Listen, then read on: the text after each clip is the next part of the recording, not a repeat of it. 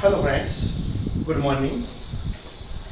આપણે ગઈ વખતે જે યુનિટ નંબર 5નો વિડીયો રજૂ કર્યો હતો એમાં આપણે પાર્ટ 1 એટલે કે પ્રીટાસ્કની સાથે 5મા યુનિટની શરૂઆત કરી હતી અને લગભગ 1/3 યુનિટ પૂરો કર્યો હતો. ત્યાં આપણે રોઝર બેકન એની ફોર્મ્યુલા, એનો કોડ લેંગ્વેજ વિશે થોડી વાત પણ કરી હતી. ત્યાંથી આપણે આગળ જોઈશું. પેજ નંબર 56માં તમારી પાસે ચોપડી ખુલ્લી રાખશો. અહીંયા વાંચન થાય ત્યારે તમારું ધ્યાન ચોપડીમાં હોવું જોઈએ. જરૂર પડે નવો શબ્દ હશે એનું એક્સપ્લેનેશન થશે, કોઈ બાબતનું ડિસ્કશન પણ કરીશું અને ક્યાંક જરૂર જણાશે તો હું પ્રશ્નોત્તરી પણ કરું, એ તમારે સમજવાની રહેશે. Okay friends, page number 56, paragraph number 2. The basic formula of the black powder or gunpowder has remained unchanged for centuries. You know, જેને કહી શકાય કે પ્રોપર ફોર્મ્યુલા બની ગઈ, જેનાથી આઉટપુટ સારું મળી રહ્યું. It has remained unchanged. એમાં કોઈ બદલાવ થયો નહીં. થોડોક સમય નહીં પણ ફોર સેન્ચુરીઝ, સદીઓ સુધી, વર્ષો સુધી એમાં કોઈ બદલાવ જોવા મળ્યો નહીં. It is a blend of potassium nitrate, charcoal and sulfur in the ratio of 75-15-10 by weight. આ એક રેશિયો રહ્યો 75-15-10. એટલે 75% પોટેશિયમ નાઇટ્રેટ, 15% ચારકોલ અને 10% સલ્ફર. આના રેશિયાથી આ ગન પાવડર બન્યું. Experts say that this might be the only chemical product still using the same age-old proportions and manufacturing techniques. This technique has remained unchanged. એની જે proper એની જે formula બની ગઈ, કેટલા પ્રમાણમાં કયું વસ્તુ જોઈએ તો કેવો વિસ્ફોટ થઈ શકે, કેટલી જરૂરિયાત છે, કેટલા પ્રમાણમાં વિસ્ફોટ, એ લગભગ છેક સુધી બદલાયું નહીં. અને આ નિષ્ણાતોનું કહેવા પ્રમાણે this might be the only chemical product still using the same age-old proportion. You can understand, this is the only chemical product which has not been changed yet. So the ratio has remained unchanged for a long time, and this is the only chemical product, mind well. However, with the development of modern chemistry, chemistry નો spelling તમે જોશો તો CH થી બોલાય છે, chemistry ને chemistry. The chemistry, light and color effects have become common in fireworks. એનું જે મેઇન તત્વ રહ્યું છે રસાયણ તત્વ, એ વળી પાછું પ્રકાશ, વળી પાછું રંગ, એની અસર એ કોમન રહી છે, સેમ રહી છે છેક સુધી. In the last century, the discovery of aluminum, magnesium and titanium, which burn at high temperatures, emitting bright light, dramatically improved the brilliance of fireworks. આપણે જોઈએ છીએ ફટાકડા જ્યારે સળગાવીએ અને જ્યારે ફટાકડો સળગે છે ત્યારે ફાયરવર્ક્સ એમાંથી લાઇટ, પ્રકાશ પણ આવે છે, એમાંથી જુદા જુદા રંગ પણ આવે છે, એમાંથી સાઉન્ડ ઇફેક્ટ પણ છે. તો આ બધી વસ્તુ ડ્રામેટિકલી ઇમ્પ્રુવડ, દેટ મીન્સ એને નાટ્યાત્મક રીતે એનામાં સુધારો થતો રહ્યો, ઇમ્પ્રુવમેન્ટ થતો રહ્યો. જેમ જેમ સમય ગયો એમાં કંઈક નાવીન્ય જોવા મળ્યું.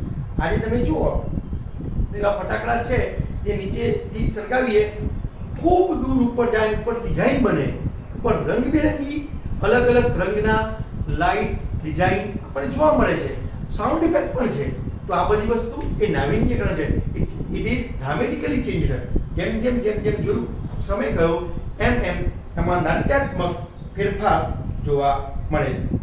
The principal colour emitters in pyrotechnics were identified after decades of researches. DECADE. Decade not થાય દસકો, 10 વર્ષ. તો દસકાઓ પછી કે છે પ્રિન્સિપલ કલર મુખ્ય જે રંગો જે હતા એને એમિટર બહાર કાઢવું તે ઇન પાયરોટેકનિક્સ વેર આઈડેન્ટિફાઈડ. અને એ ઘણા સમય બાદ રિસર્ચ થયું, સંશોધન થયું અને શોધાયું, identified. These colors are formed in one of two ways, luminescence and incandescence. આ એક માર્કનો પ્રશ્ન પૂછાય છે કે કઈ બે પદ્ધતિઓથી આ કલર્સને ફોર્મ એની રચના થાય છે, એના પદ્ધતિમાં કઈ પદ્ધતિઓ સામેલ છે. તો આ બે પદ્ધતિ છે લ્યુમિનેસન્સ and ઇન્કેન્ડેસન્સ.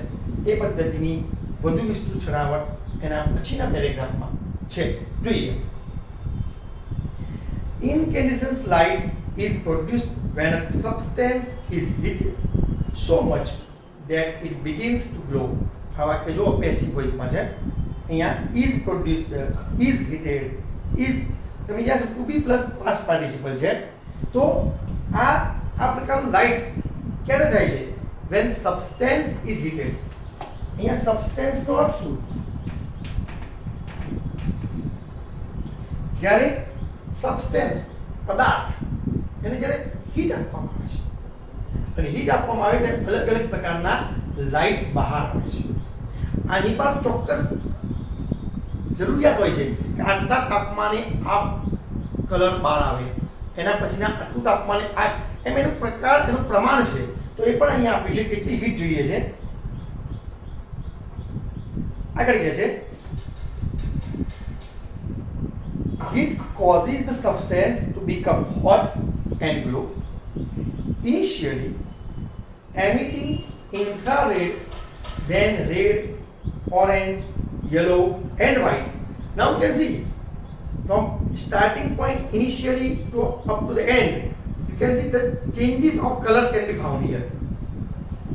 In the very beginning, the infrared color you can see when the heat is given, and then red color, then orange, then yellow, and at last white color can be seen. So as the substance becomes hotter, the colors are automatically changed then. When the temperature of a firework is controlled, the glow of its metallic substance can be manipulated to be desired color at the proper time. This is the very good sentence in the sense that one can change and desired color what one requires. એની ઈચ્છા છે, અપેક્ષા છે, એ પ્રમાણેના રંગો વ્યક્તિ લાવી શકે છે અને એટલા ચેન્જીસ પણ એમાં કરી શકાય છે. આ વાત ખૂબ સમજવા જેવી છે. એટલે જરૂરિયાત પ્રમાણેની હીટ આપીને એમાં રંગોમાં ફેરફાર થાય છે. The principle, mind well, principle and principal.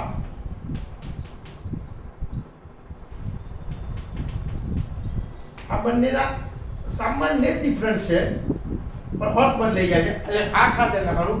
Principal એટલે આ સિદ્ધાંતના સ્વરૂપમાં હોય છે, અને આ પ્રિન્સિપલ એટલે main person, main thing, main thing, એટલે કે આચાર્યના અર્થમાં આપણે દઈએ છીએ મુખ્ય.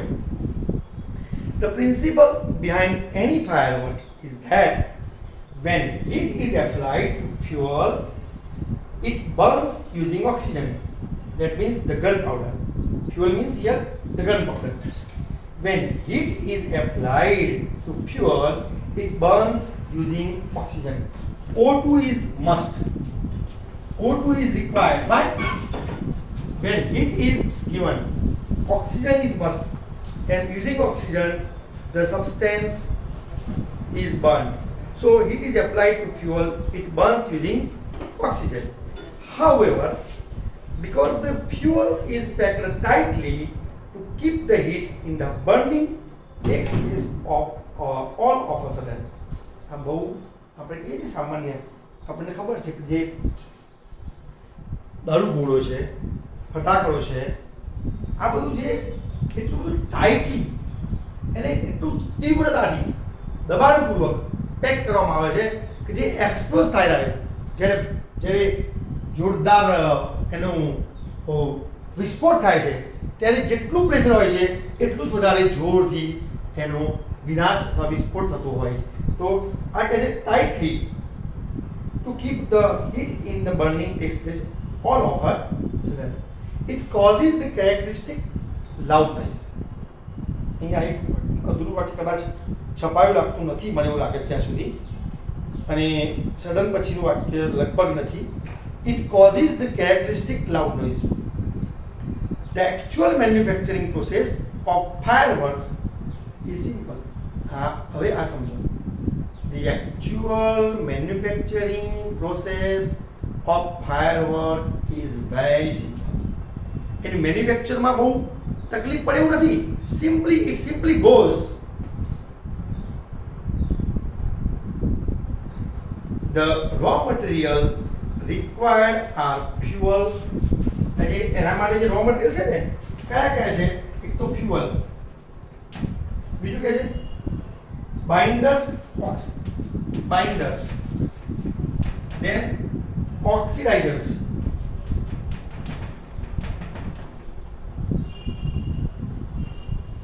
then and a few other materials plus other material. These things are required to make fireworks.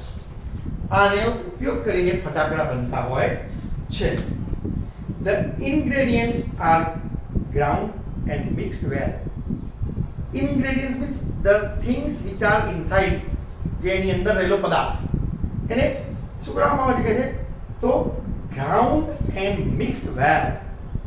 The mixture is pushed through a machine from which it comes out as long rolls or strips and then rolled in cardboard or old newspapers with a fuse. And it divide fuse means divide. એને એ રીતે બનાવવામાં આવે છે, આને એક રોલમાં નાખવામાં આવે છે, મશીનથી પુશ કરવામાં આવે છે, આખો રોલ તૈયાર થઈ જાય અને એમાંથી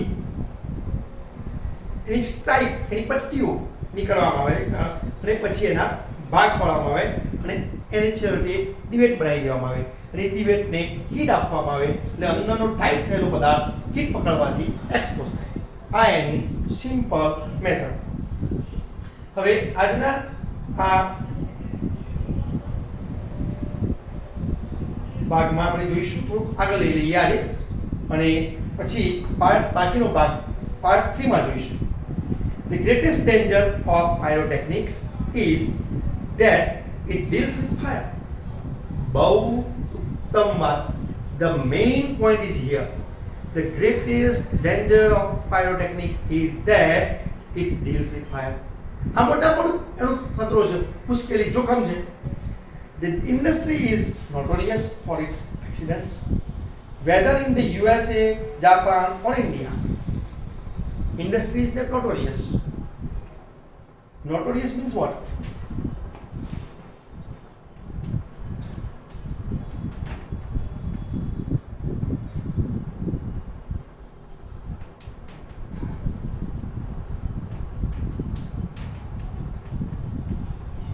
નોટોરિયસ શબ્દ જે છે એ વેલ નોન કે પોપ્યુલરનું ઓપોઝિટ છે. આ પ્રખ્યાત છે તો અહીંયા નોટોરિયસનો અર્થ કુખ્યાત, જે ખ્યાતિ પામેલું છે ખરાબ રીતની ખ્યાતિ, કુખ્યાત, તે નોટોરિયસ એ પોપ્યુલરનું ઓપોઝિટ, ફેમસનું ઓપોઝિટ છે. અને ઇન્ડસ્ટ્રી એના માટે નોટોરિયસ થઈ ગયેલી છે, whether in the USA, Japan or India. Though the mixture is stable. If kept cool and dry, it can catch fire if heat is accidentally applied. So too much friction sometimes or form a spark or an impact. ક્યાંકથી પણ spark થાય, કોઈ પણ પ્રકારની heat મળે ત્યારે આ દબાણ આપેલું પદાર્થ એક્સપોઝ થાય છે, વિસ્ફોટ થાય છે, આ રીતે બ્લાસ્ટ થાય છે. એ ખાસ ધ્યાન રાખો. Scientists are looking for ways of making fireworks. Scientists are looking for the ways of making fireworks. And scientists have been searching. They are trying to make improvements, and they are looking for ways of making fireworks. Now the last paragraph in this period, in this lecture, in this video. In India, fireworks used to be imported from China.